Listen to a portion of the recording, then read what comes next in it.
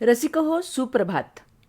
मंडळी, रामनामाच्या जपाचं महत्त्व आणि त्यातून मिळणारी ऊर्जा, ताकद याचं महात्म्य बर्वे सरांना कळलं ते त्यांच्या आजीमार्फत.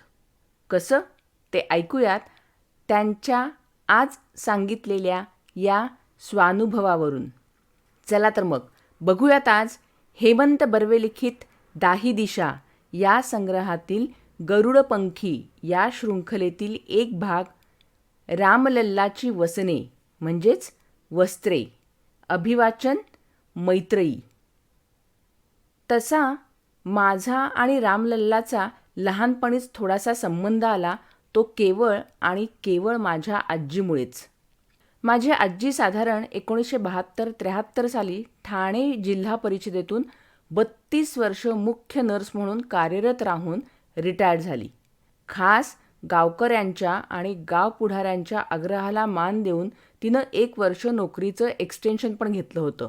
साधारण 31-32 वर्षात सरकारी नोकरीत कार्यरत असताना तिनं अनेक रामरूपी बालबालिकांना जन्म दिला होता.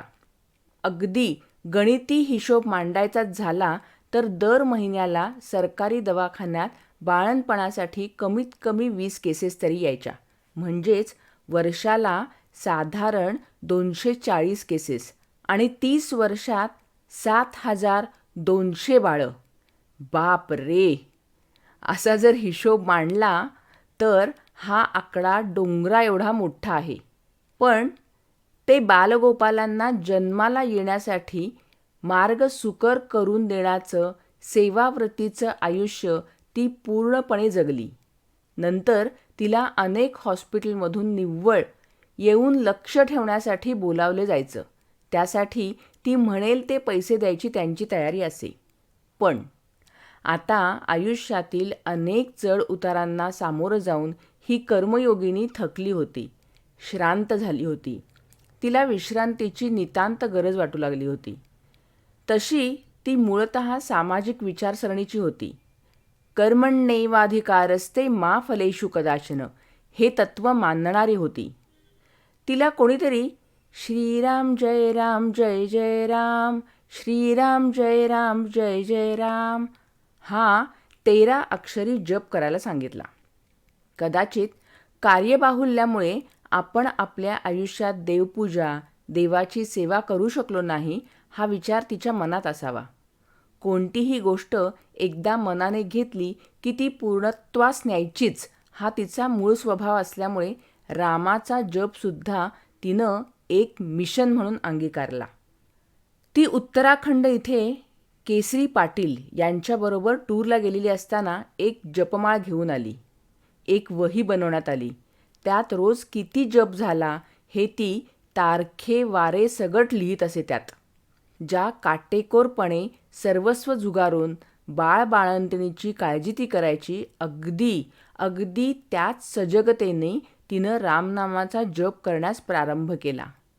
हे करण्यासाठी कुणाची दीक्षा, कुण्या गुरुचे गंडदोरे, खडतर उपवास तापास यांचा आधार न घेता तिनं सरळ श्रीराम जय राम जय जय राम, श्रीराम जय राम जय जय राम हा 13 अक्षरी मंत्र निवडला. जसा बाळांचा प्रोग्रेसिव्ह चार्ट नोंद केला जायचा त्याचप्रमाणे एका वहीमध्ये रोजचा होणारा जप ती तारीखवार लिहून ठेवू लागली. आणि मग 11 कोटी जपाचा संकल्प आणि त्याचा पाठपुरावा चालू झाला. त्याला कुठलंही बंधन, कोणतेही नियम किंवा कोणत्याही अटीतटी तिने स्वतःवर लादून घेतलेल्या नव्हत्या. होतं ते फक्त नामस्मरण आणि नामस्मरण. हळूहळू जपाची संख्या वाढत गेली. एक वही भरली की दुसरी असं करत करत जपाचा पहिला टप्पा पार झाला. तिचा पहिला 1 कोटीचा जप पूर्ण झाला. आत्मविश्वास आणि आत्मसन्मान एवढा पराकोटीचा होता की रिटायरमेंटनंतरसुद्धा ती एकटीच राहायची. ठाणे, कळवा इथं तिची राहण्याची सोय केलेली होती. त्याचं रेंट, इलेक्ट्रिसिटी बिल, टॅक्ससुद्धा ती स्वतःच्या पैशातून द्यायची. आम्हा भावंडांपैकी कोणाकडेही ती सहज राहू शकली असती. पण जाज्वल्य आत्मनिर्भरता तिला तसं करण्यापासून परावृत्त करायची. आमच्यापैकी कोणाकडेही ती 4-5 दिवस येत असे आणि पुन्हा आपल्या घरी परत जायची. तर मित्रमैत्रिणींनो, अशा रीतीने रामलल्ला यांच्या नावाचा पहिला 1 कोटी जप पूर्ण झाला. मला घरी बोलावण्यात आलं. मग मला जपाच्या नोंदी असलेली वही दाखवली. मला म्हणाली, मला रामलल्लासाठी वस्त्र शिवून घ्यायची आहेत. मी कोपिनेश्वर मंदिराच्या मागच्या दुकानात चौकशी करून आलो. त्यांनी सांगितलं की फक्त रामासाठी 1 वस्त्र आणि अंगातले असं देत नाही आम्ही, तर राम, लक्ष्मण आणि सीतामाई सर्वांसाठी कपड्यांचा असा सेट असतो. तेव्हा तो सेट 50 रुपयांना मिळायचा. साधारण साल होतं 1976-77. हे मी तिला सांगितलं. सांगितल्या लगेचच तिनं मला 50 रुपये काढून दिले. मला म्हणाली, रामलल्लाच्या वस्त्रांची जबाबदारी माझी आहे, तेव्हा हे पैसे मीच देणार. झालं. वस्त्र आणून तिला दाखवली आणि कोपिनेश्वरच्या राम मंदिरात मी तिच्याबरोबर जाऊन ती वस्त्र देऊन आलो. वर्ष जात होती आणि आजीचा जपसुद्धा जोरात चालू होता. तिच्या जपाने 2 कोटींचा टप्पा पार केला. परत माझी आणि आजीची जोडगोळी कोपिनेश्वर मंदिरात पोचली आणि राम, लक्ष्मण, सीतामाईला दुसऱ्यांदा वस्त्रे अर्पण करण्याचा योग आला. मला वाटतं की तो जपच तिला एकटं आणि निरोगी राहण्याची ताकद देत असावा. मात्र याला अपवाद म्हणजे एकदा घरच्या घरी उंबरठा ओलांडताना तिचा तोल गेला आणि ती पडली. माझ्या दादा आणि वहिनी यांचे मुलुंडचे डॉक्टर चंदन हे तिथले प्रतिथयश डॉक्टर दादा वहिनींचे अगदी जवळचे मित्र होते. ते स्वतः घरी आले. अगदी जमिनीवर बसून अनेक साधनांनी त्यांनी पूर्ण तपासणी केली.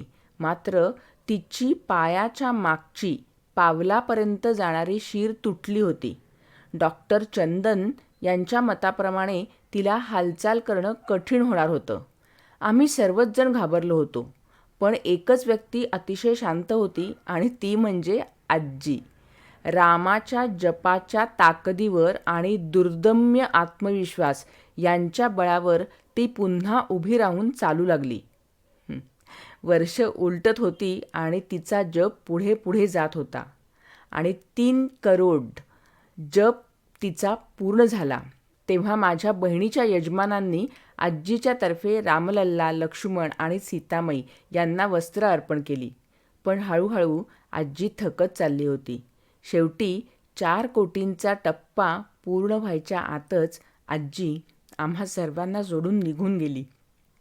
माझी खात्री आहे की जर पुढे पुनर्जन्म असेल तर आजीचा उरलेला 11 कोटी जपांचा संकल्प रामलल्ला तिच्याकडून नक्की पूर्ण करून घेईल. पुढे मला जप करणारे अनेक लोक भेटले, पण जपाचा एवढा शास्त्रशुद्ध पाठपुरावा करणारी आणि त्यात सातत्य असणारी आजी ही एकटीच असेल. आज देशभर आणि देशाबाहेरही होणारा रामनामाचा गजर, रामनामाचा जप आणि 22 तारखेला म्हणजे आजच अयोध्येमध्ये होणारी रामलल्लाच्या मूर्तीची प्रतिष्ठापना, या निमित्ताने मला आजीच्या या 3 कोटी जपाची पुन्हा एकदा आठवण झाली आणि सतत श्रीराम जय राम जय जय राम, श्रीराम जय राम जय जय राम हा 13 अक्षरी रामनामाचा जप करणारी तिची साध्वी आणि तेजस्वी मूर्ती डोळ्यासमोर तरळत राहिली.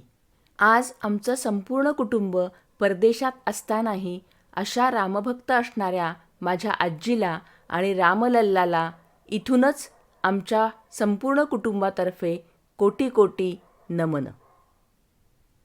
रसिकहो, आजचा हा व्हिडिओ जर तुम्हाला आवडला असेल तर या व्हिडिओला लाईक करा.